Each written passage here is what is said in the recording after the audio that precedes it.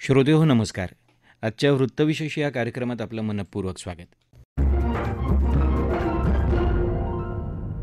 श्रोतेहो, आज आंतरराष्ट्रीय योग दिन. भारतासह संपूर्ण जगभरात योग दिन आज मोठ्या उत्साहपूर्ण वातावरणात साजरा झाला.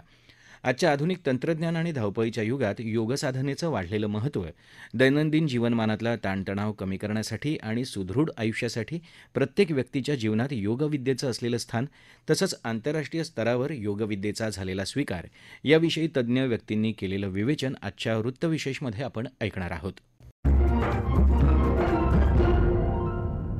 श्रोतेहो, असं म्हटलं जातं की योग ही भारतानं जगाला दिलेली एक देणगी आहे. त्यामागचं कारण म्हणजे निरोगी जीवन प्राप्तीचा मार्ग असलेल्या या योग साधनेला आंतरराष्ट्रीय मान्यता मिळवून देण्यात भारतानं घेतलेला पुढाकार. आंतरराष्ट्रीय स्तरावर या साधनेचा स्वीकार झाल्यानं असंख्य विदेशी नागरिक भारतात येऊन योगविद्येचे धडे घेत आहेत. केवळ इतकंच नाही, तर योगाचं प्रशिक्षण घेतल्यानंतर अनेकांनी त्यांच्या जीवनात मोठे सकारात्मक बदल झाल्याचं म्हटलंय. याविषयी नाशिक इथल्या योगविद्या गुरुकुलचे अध्यक्ष आणि योगविद्येसाठीचा प्रथम प्रधानमंत्री पुरस्कार प्राप्त योगाचार्य डॉक्टर विश्वास मंडलिक यांनी आकाशवाणीशी बोलताना सांगितलं. यावेळच्या योग दिनाचा खास विषय आपल्या माननीय पंतप्रधानांनी दिलेला आहे. तो आहे वसुधैव कुटुंबकम. वसुधा म्हणजे पृथ्वी. सगळ्या पृथ्वीवर राहणाऱ्या सगळ्या मानवांचं एक कुटुंब व्हावं ही संकल्पना दिलेली आहे आणि योग दिनाला दिलेली आहे. याचं कारणच असं आहे की योगाचा विषयच म्हणजे जोडणे आहे. योग म्हणजे जोडणे, युज म्हणजे जोडणे, या धातूपासून शब्द बनलाय. मग जोडायचं असेल तर प्राथमिक पातळीवर माणसाला माणूस जोडणे हा सुद्धा विषय आहे. अंतिमता आहे आत्म्याला परमात्म्याशी जोडणे. पण आजच्या रोजच्या प्रसंगी आपण म्हणता येईल की आज माणसाला माणूस जोडण्याची गरज आहे आणि योगाभ्यासाच्या अभ्यासातून ती गरज पूर्ण होते हा अनुभव आहे. आमची संस्था योगविद्या गुरुकुल गेले 65 वर्ष आम्ही योग प्रचार करतो आहोत, शिकवतो आहोत. लाखो लोक योग शिकून गेलेले आहेत. मी या संस्थांमध्ये योग शिकवतो. ते आमच्या लक्षात येतं की एकदा योग शिकायला एकत्र आले की ती माणसं जोडली जातात. आता आमच्या इथल्या आश्रमामध्ये 1 महिन्याचा वर्ग असतो योग शिक्षकचा. निरनिळ्या ठिकाणून लोक येतात, निरनिळ्या घरातले असतात, एकमेकाशी काही संबंधही नसतो. पण महिनाभर योगाभ्यास केल्यानंतर त्यांच्यामुळे इतकं नातं जुळतं त्यांचं एकमेकाशी की सगळं एका कुटुंबातले आहोत असं वाटायलाच लागतं त्यांना. हा प्रत्यक्ष आलेला अनुभव आहे आणि हा मला सातत्याने येतोय. आणि आता तर कसं आहे, आंतरराष्ट्रीय योग दिन झालाय, त्यामुळे भारत नाहीच तर भारताबाहेर देखील योगाचा प्रचार चालू आहे. अनेक देशांमध्ये योगाभ्यास चालू होतोय. आम्ही तर खरं म्हणजे 2000 सालापासून इंग्रजीमध्ये योग शिक्षक वर्ग सुरू केले. आधी मराठीत होते, हिंदीमध्ये होते, भारतातले लोक येत होते. पण जेव्हा इंग्रजीमधले वर्ग सुरू केले तेव्हा परदेशातले लोक यायला लागले आणि खूप मोठ्या संख्येने येतात. तिथे आमचा 1 महिन्याचा योग शिक्षक वर्ग असतो. वर्षभरामध्ये जवळजवळ 10 वर्ग होतात आणि प्रत्येक वर्गाला 30-40 परदेशी साधक असतात. आमची वेबसाईट बघून येतात. आमचा त्यांचा काही परिचय नसतो. केवळ वेबसाईट पाहिली, अभ्यासक्रम पाहिला आणि त्यांना आवडला म्हणून ते आले. मग त्यांच्या प्रत्येकाची भाषा निराळी, प्रत्येकाचा धर्म निराळा, प्रत्येकाचं राहण्याचं ठिकाण निराळे, खाण्यापिण्याच्या सवयी निराळ्या, सगळ्या निराळ्या असतात पूर्णपणे. पण इथं 1 महिन्यामध्ये ते इतके रुळतात की जाताना एकमेकाला सोडून जाऊ नये असं त्यांना वाटतं. म्हणजे काही परदेशी लोक सुद्धा अक्षरशः इथे डोळ्यातनं पाणी काढतात की आम्हाला इथं छान वाटतंय, आम्ही सगळे भिन्न देशातले आलो तरी आम्हाला जावं असं वाटत नाही इथून म्हणून. मग जोडणं याच्यापेक्षा निराळं काय, किंवा कुटुंब म्हणजे याच्यापेक्षा निराळं काय. हेच तर कुटुंब आहे ना. कुटुंबात जशी आत्मीयता असते, एकमेकाबद्दल प्रेम असतं, एकमेकाला मदत करायची प्रवृत्ती असते, कुठेही संघर्ष, द्वेष, मत्सर नसतो, हे सगळं योगाभ्यासातून निर्माण होतं आणि म्हणूनच त्या लोकांमध्ये एवढी आत्मीयता वाढते. आता इतक्या वर्ष आम्ही शिकवतोय, खरं म्हणजे आतापर्यंत पाहायला गेलं तर जवळ 120 देशांमधले लोक आमच्या इथे येऊन गेले, निरनिळ्या देशातले. ती सगळी यादी वाचणं अवघड आहे. 120 देशांची यादी आहे. सगळ्या धर्माचे आलेले आहेत. म्हणजे त्या देशाचं एकमेकांची कदाचित भांडण असू शकेल, पण आमच्या इथं आल्यानंतर सगळे एका परंपरेत राहतात. आता आमचा शिक्षक वर्ग हा फार प्रसिद्ध आहे, योग शिक्षक वर्ग. तेव्हा ह्या 2000 पासून आतापर्यंत जवळजवळ 6 ते 7 हजार शिक्षक होऊन गेले इथून. ते पूर्ण शिक्षक झाले. आम्ही त्यांना योग शिकवायला परवानगी दिली, तो अभ्यासक्रम दिला वगैरे, आणि मग ते त्यांच्या देशात शिकवत आहेत. आणि परदेशात कसं साधारणतः योग शिकला की ते स्टुडिओ काढतात, त्याला ते स्टुडिओ म्हणतात, म्हणजे योग वर्ग ज्याला म्हणतात. अशा अनेकांनी स्टुडिओ काढले, रेग्युलर तिथे वर्ग चालू आहेत आणि काहीतरी योग शिक्षक योग शिकवणार आपली उपजीविका पण व्यवस्थित करतायत. इतकं छान चाललेलं आहे सगळं.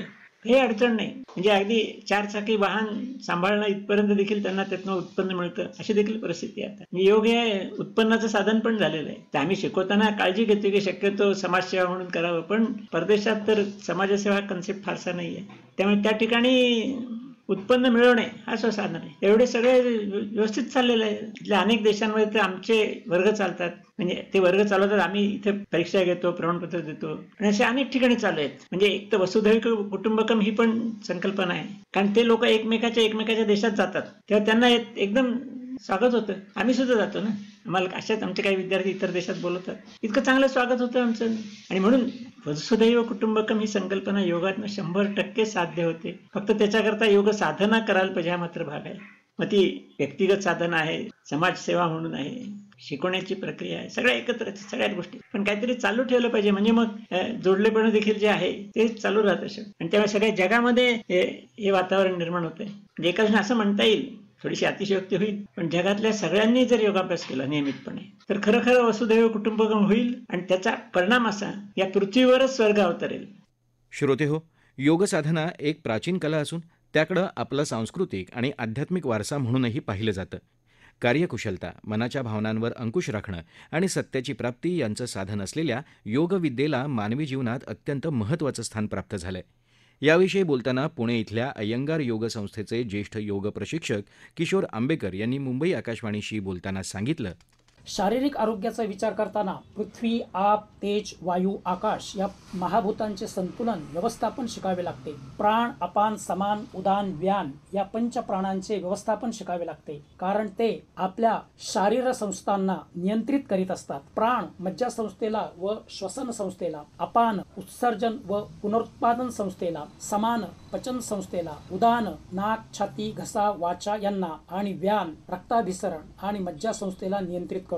सत्व, रजस आणि तमस हे प्रकृतीचे 3 गुण आहेत. यांनी शरीर व मनालाही वेढलेले असते. शरीराचे चयापचय हे वात, पित्त, कफ या त्रिदोषांवर अवलंबून असते. रस, रक्त, मांस, मेद, अस्थि, मज्जा आणि शुक्र हे सप्तधातू शरीरात असतात. या सर्वांमधील संतुलन बिघडले की शरीराचे संतुलन बिघडते. योगाभ्यासातून या सर्वांना संतुलित करता येते. मानसशास्त्रीय आरोग्य, मानसिक समस्या व असंतुलन म्हणजे लहरीपणा, साचेबंद विचारसरणी, वाईट सवयी, दुराग्रह आणि भावनावशता होय. यांचा शरीरावर विपरीत परिणाम होतो. योग हे मनोशारीरिक शास्त्र असल्यामुळे असे असंतुलन दूर करण्यास मदत करते. नैतिक आरोग्य, आपली संस्कृती, परंपरा, समाज व्यवस्था आणि यमनियमांच्या मर्यादेत असणाऱ्या सत्पुरुषांच्या वचनांवर आधारित आपले आचरण व विचारसरणी असणे म्हणजे नैतिक आरोग्य. नीतिमूल्यांचा अभाव हे अनारोग्याचे आणि ताणतणावाचे मोठेच कारण आहे. मनाचे आरोग्य,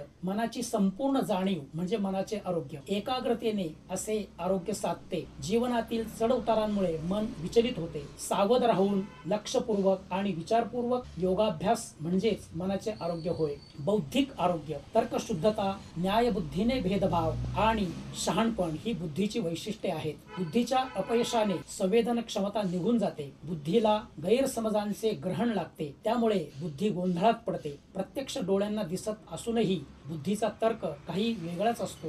धारणा आणि ध्यानाने बुद्धीमध्ये स्पष्टता येते. विवेकाचे आरोग्य, आपली कर्तव्ये आणि शाश्वत मूल्ये केंद्रस्थानी ठेवून योग्य काय अयोग्य काय यांचा विचार करून केलेले आचरण म्हणजे विवेकाचे आरोग्य होय. आपण काय, कोठे, किती, केव्हा खातो याचे भान असावे. अन्नाचा शरीर मनावर खूप परिणाम होतो. त्याचप्रमाणे मनोरंजनासाठी आपण काय पाहतो, ऐकतो त्याचा आपल्या मनावर, भावनांवर परिणाम होत असतो. मनोरंजनाचं प्रमाण खूपच वाढलेलं आहे. तसाच बुद्धिरंजनाचाही विचार हवा. अभिजात संगीत, कला, साहित्याच्या आस्वादाचा विचार हवा. आध्यात्मिक आरोग्य, आपण म्हणजे केवळ हे शरीर, मन, बुद्धी नसून यांच्या पलीकडे असणारे शाश्वत, अविनाशी, चैतन्यरूप, आनंदरूप तत्व आहोत याचा बोध होणे म्हणजे आध्यात्मिक आरोग्य. श्रोते हो, आंतरराष्ट्रीय योग दिनाची यंदाची संकल्पना एक पृथ्वी एक आरोग्य यासाठी योग अशी आहे. शरीर आणि मन निरोगी राखणारं हे योग मानवाच्या दैनंदिन जीवनात का महत्वाचं आहे याविषयी ज्येष्ठ योगतज्ञ पौर्णिमा मंडलिक सांगतात.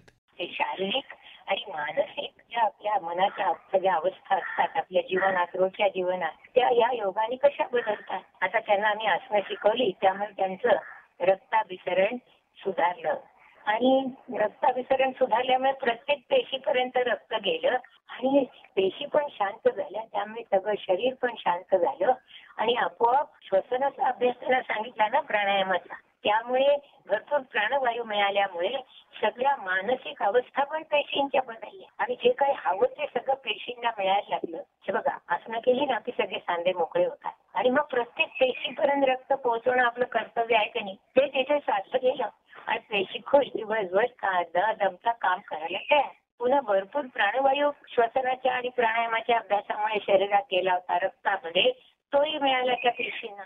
त्यामुळे भरपूर शक्ती त्यांची वाढली, कार्यक्षमता वाढली, मन आपोआप शांत झालं. त्याच्या जोडीला आपण काय शिकवतो वर्गात?